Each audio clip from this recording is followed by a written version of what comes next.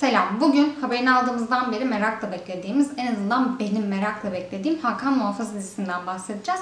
Dün 10 bölümlük birinci sezonuyla beraber Netflix'te yayına girdi. Ben de bir oturuşta izledim ve hemen videosunu çekmek istedim. O zaman herkes buradaysa...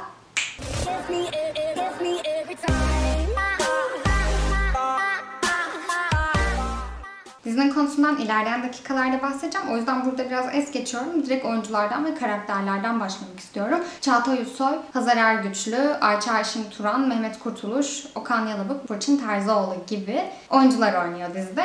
Esas karakterimiz Çağatay Ulusoy muhafızı canlandırıyor Hakan adıyla. Ben rolüne inanılmaz yakıştırdım ve oyunculuğuna bayıldım diyebilirim. Bu karakter için çok doğru bir seçim olmuş. Hem yakışıklı hem sempatik hem de gerçekten bir kahraman olmanın hakkını verebilecek şekilde oynuyor. O açıdan inanılmaz mutluyum. Keza Zeynep karakterini canlandıran Hazar Ergüç de çok güzel oynamış ve rolüne inanılmaz yakışmış. O sert, güçlü, asi tavırlı kadın rolünü ben çok sevdim. Zaten dövüşebilen kadınlara bayılırım. Okan Yalabık, Mehmet Kurtuluş, Burçin Terzioğlu bu oyuncular da zaten çok iyi oyuncular ve karakterleriyle özdeşleşebilmişler. Burada oyunculuk açısından tartışabileceğimiz tek kişi bence Ayça Ayşin Turan. İlk izlediğimde yani neden Ayça Ayşin seçilmiş? Hani hem güzel hem de çok iyi oynayan başka oyuncular mutlaka bulunabilirdi diye düşündüm. Çünkü kasıntı bir oyunculuk görüyorsunuz onun tarafından. O biraz da oynadığı karakterden kaynaklanıyormuş. İlerleyen bölümlerde bunun karakterine bağlı olarak yumuşadığını ve oyunculuğunun da buna uyum sağlayacak şekilde iyileştiğini görebiliyoruz. Bence hala yeterli değil ancak başlardaki kasıntılığını en azından ilerleyen bölümlerde görmüyoruz. Kamera kullanımından ve görüntülerden bahsedelim biraz. Ben bazı sahnelerin daha ayrıntılı ve uzun çekilmesini isterdim. Özellikle güzel aksiyon alınabilecek ama az değinilmiş sahneler vardı. Mekan seçimleri çok güzeldi. Tarihe odağı alarak yapılan çekimler, İstanbul'u güzel gösteren çekimler. Bütün bunlar çok güzeldi ve bence önemli de aynı zamanda. Çünkü uluslararası platformda yayınlanacak bir dizi bu. Bu açıdan ben çok beğendim. Gelelim dizide beni en çok mutlu eden ve diziyi çok beğenmemi sağlayan şeye, yani hikaye. Şimdi konuyu biliyorsunuz ama ben yine de anlatacağım. Muhafız soyundan gelen Hakan İstanbul'u yok etmek isteyen ölümsüzle savaşmak zorundadır. Bunu yaparken de onu koruyacak tılsımlı gömleği giymek ve tılsımlı hançerle ölümsüzün kanını akıtması gerekiyor. Bu bir kahraman hikayesi ve bunun nasıl yazıldığı çok önemli. Eğer Marvel DC gibi ileri bilim kurgu bir şeyi bize adapte etmeye çalışsalardı bu büyük bir hata olurdu. Onun yerine bizim tarihimizden bir şeyi hikayeleştirmeleri, Türk mitolojisini Osmanlı'ya referans almaları çok daha doğru bir hareket olmuş. Çünkü dizide bahsedilen Hakan'ın giymesi gereken tılsımlı gömlekler Osmanlı'da gerçekten var. Osmanlı padişahlarını kötülüklerden korumak için dikilen, üzerine tılsımlar, ayetler yazılan gömleklerden bahsediyoruz. Bunlar gerçekten var.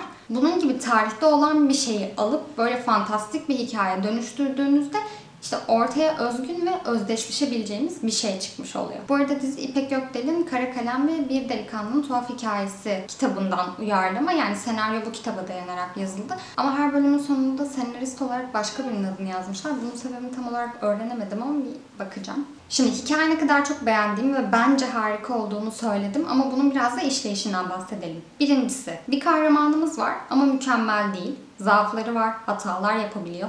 Onu sevmek zorunda değilsiniz. Yerden yere vurabiliyorsunuz, uzak durabilirsiniz. Aslında sizin kahramanınız olmak zorunda da değil.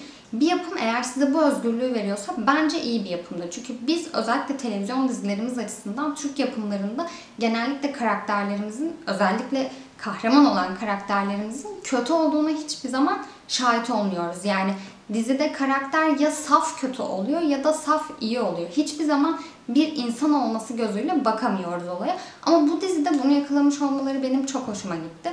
Çünkü kahraman ya da karakter dokunulmaz değil. Hepimiz gibi sıradan bir insan aslında. Ve bu yüzden yanlışları olabilir. İkincisi, her bölüm of acaba şimdi ne olacak, hemen diğer bölüme geçeyim hissiyatı yaratacak şekilde bitirmişler. Bu yüzden devamlılığı sağlayabilmişler. Ben bir oturuşta bitiririm çünkü bir noktada diziyi yarım bırakmak mümkün olmadı. Giderek hızlanan bir temposu var. İlk 3 bölümde biraz hikaye ve karakterleri anlatmaya yönelik olduğu için yavaş olduğunu kabul ediyorum. Ama 6. 7. bölümde ben Allahu Ekberler eşliğinde izlemeye devam ettim diziyi. Üçüncüsü kadın karakterler. Bunu hemen hemen her dizide değineceğim. O yüzden lütfen alışalım arkadaşlar. Yapımlarda kadın karakterlerin nasıl işlendiği, bize nasıl yansıtıldığı önemli bir konu. Bunu es geçemem.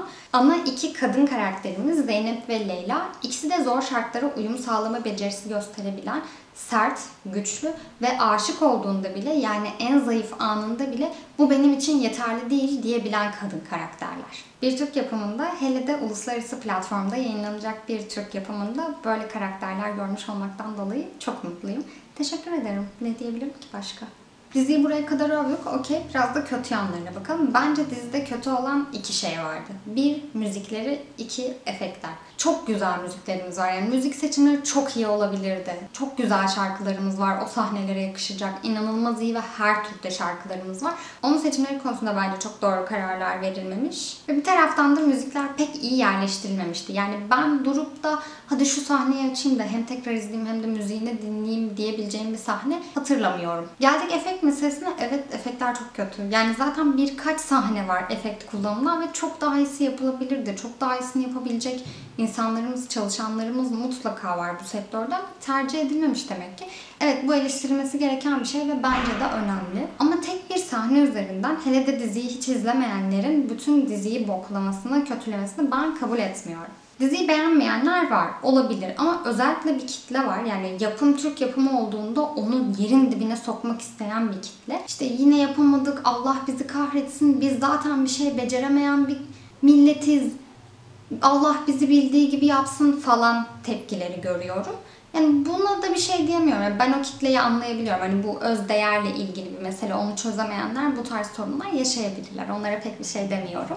Benim genel yorumuma gelecek olursak ben diziyi çok beğendim. Yani harika, mükemmel, daha iyisi yapılamaz değil. Tabii ki yapılabilir. Her zaman çok daha iyisi yapılabilir. Ama bence bir kahraman dizisi olması açısından standardı yakaladı. İçinde o standarttan kaynaklı klişeler bile var. Ve Netflix'in ilk Türk yapımı dizisi olması açısından bence başarılı bir giriş yaptı platforma. Daha iyileri mutlaka gelecektir. Beren Saat'inki gelecek daha. Bunun ikinci sezonu yapılacak. Çok daha iyilerini göreceğiz. IMDb'ye 9.4 ile girdi. Şu an 8.6 puanı az önce baktım ve bence bir Türk dizisi için iyi bir puan. Dijital platformlarda yaptığımız diziler artık uluslararası olarak görünür bir hal almaya başladı ve bence biz bu işi başarıyoruz. Ben bu dizinin birinci sezonunu çok beğendim. İkinci sezondan da çok ümitliyim. Zaten ikinci sezon onayını aldı. Hatta ikinci sezonda Boran Kozum'la Engin Öztürk de oynayacakmış. Umarım Engin Öztürk kötü rolde oynar. Ona inanılmaz yakışacaktır kötü rol. Yani genel olarak Muhafız'la ilgili anlatacaklarım bu kadardı. Tabii ki henüz dün bitirmiş olmamdan kaynaklı olarak biraz heyecanlı ve beğenimin yüksek olduğu bir noktadan anlattım. Eleştirilecek yanları var arkadaşlar. Eleştirilemez demiyorum. Kötü tarafları da var. Beğenemeyeceğiniz, belki klişe bulacağınız, hikaye içerisinde hata bulabileceğiniz noktalar olabilir. Devamlılık açısından sorun olduğunu düşündükleriniz olabilir. Ama şöyle bir bakalım. Güzel başladı. Ve devamının da güzel geleceğine inanıyorum ben. Böyle anlatacaklarım bu kadardı. Umarım videoyu beğenmişsinizdir. Eğer beğendiyseniz beğen butonuna tıklamayı ve kanalıma hala abone değilseniz abone olmayı unutmayın. Kendinize iyi bakın arkadaşlar. Hoşçakalın.